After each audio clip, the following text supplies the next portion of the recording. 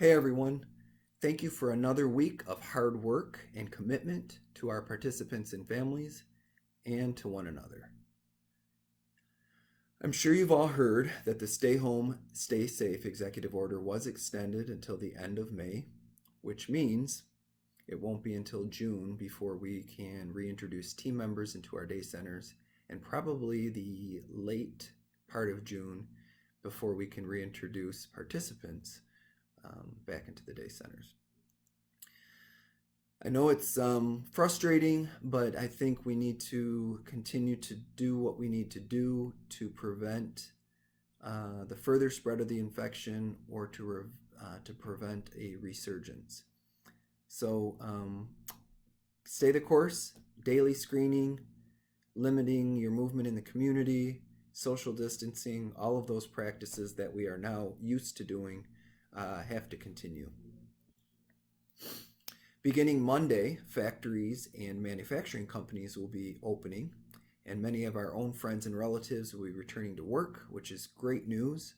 Participant caregivers and family members are also likely to be returning into the workforce.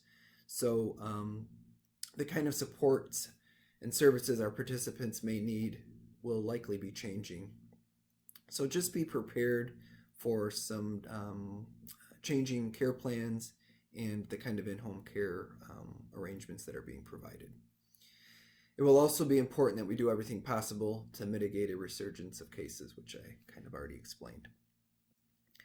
So I don't know about you all, but I have learned so much over the past 8 weeks. This whole ordeal has really helped me to learn a lot about what's important, what we are capable of as humans, how much our freedom to move about 24 hours a day is taken for granted, what parts of the daily grind can be done differently but just as effectively. I've developed a much better appreciation of technology, and I am very grateful for technology. The importance of in-person human connections, and how much I have to be grateful for, and how humans really step it up and reveal their wonderful character in times of crisis. I know that we hear some negativity and see some bad apples, but all in all, I think the human spirit is alive and well and thriving everywhere we look, including here at Life Circles. I've also been surprised to see that the slow, bureaucratic governmental engine can actually move quickly when it needs to.